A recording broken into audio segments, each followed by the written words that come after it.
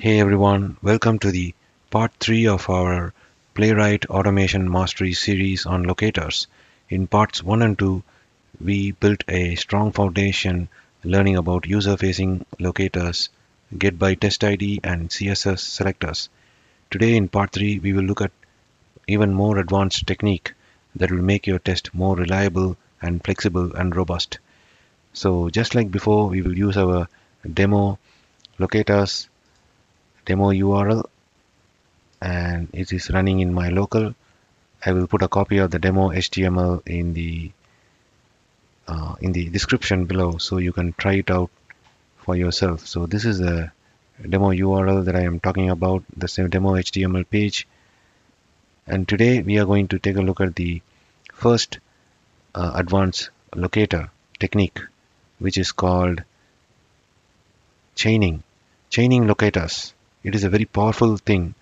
So let's talk about it. Sometimes when you use a single locator to uniquely identify an element, suppose you want to identify a contact link, which is a list of element that is inside this list of items, a unique locator is often difficult to find because it is nested inside within a complex component, or there are multiple similar components. You see many links here. So this is where chaining locators comes in. So chaining allows you to combine multiple locators to effectively identify an element. So let's say you want to find an element contact within a list of links here. So this approach is very robust and it increases the specificity. You can be more specific rather than relying on searching for this contact element globally on the entire page. You can now focus on this particular area, let's say the list of items here, and then you can specify a particular item within that list of items. So I have the demo code here and I'm going to copy it and paste it here.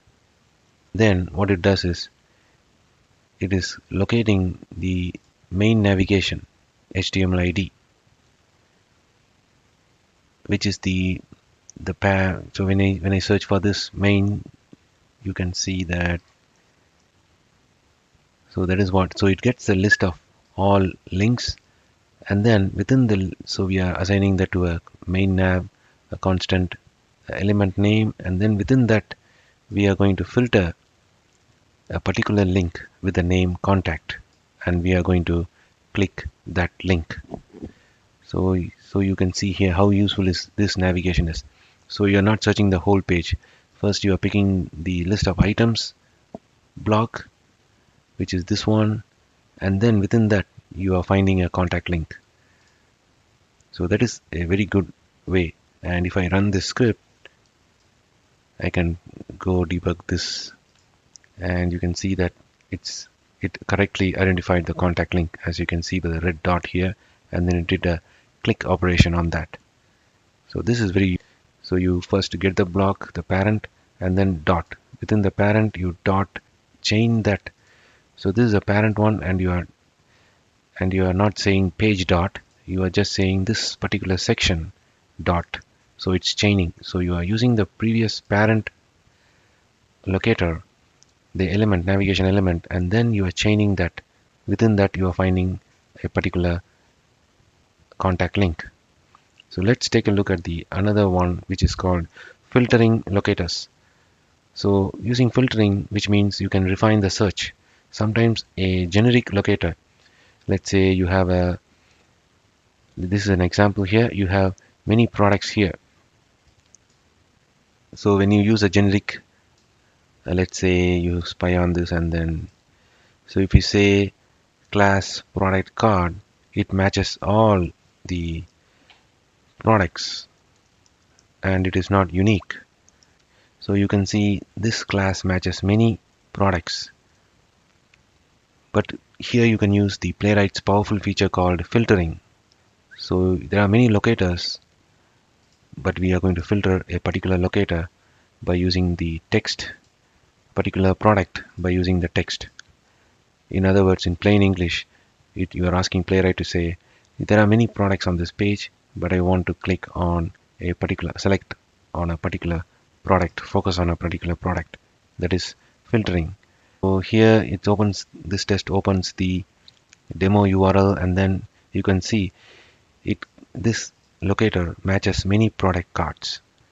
So that's why I have this one. So you get all the product cards, and then you're going to, and using that product card, you are going to say that product card filter a particular product that has the text out of stock.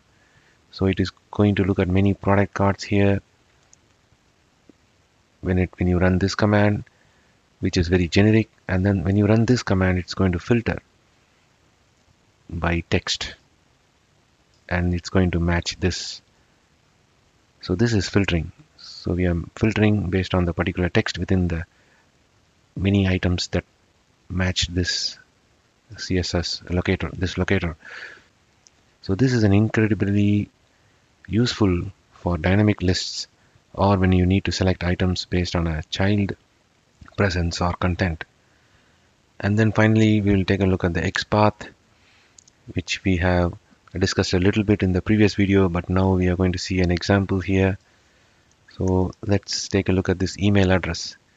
So when I spy on this, you can see it has an email field for, and we are going to locate this element, and we are going to type the email address here. So what this does is opens the URL, and then you can see here the email input has been identified using the XPath locator. So you have the ID, this complex. So you can see here it's explained, it finds a label element with the exact text email address, and then extracts its for attribute. So here is the email element, and then it extracts a for attribute, which is the email field, and then using that, using that for value, it is then finding an input element with a matching ID. So it finds the input element with a matching ID, which is email field, and then it types the email address, and then checks that the email address typed is actually correctly filled. So it's going to fill it found the test so far, it's running fine. That means it successfully identified the email using the XPath, and it's going to fill the value here, which is XPath test.example.com, and then it is going to check that the field has been filled properly, and the test passed. So one note about the XPath is you should try XPath only as the last option when no other locator methods work. Okay, so XPath is powerful query language. So it selects the node from an XML document, which is the HTML document, but then just as powerful and flexible as it is, it passes through traverses the DOM to identify the simple email address. You need to write a messy code, and they are often longer. You see how long this compared to other Playwright's locator methods. So use XPath as the last resort, and in special cases where you want to find an element based on its relationship to another element, especially a parent or a following sibling that is not directly adjacent, etc. in those cases. And there you have it, guys. We saw the chaining, filtering, and XPath, and you can use these to precisely target even the trickiest elements on the page. So that concludes our exploration for advanced locator techniques in part 3. So in the next video, we will be looking at the powerful debugging tools like Inspector and Codegen, which will make us easy, which is one of the nice tools that Playwright gives us to find and verify the locators even easily. So remember, practice is key. So start applying these locators in your own projects. If you found this video helpful, give it a like, subscribe to the channel for more automation content on Playwright. And if you have any questions or comments, leave it below. Your feedback helps the channel grow. Thank you for watching.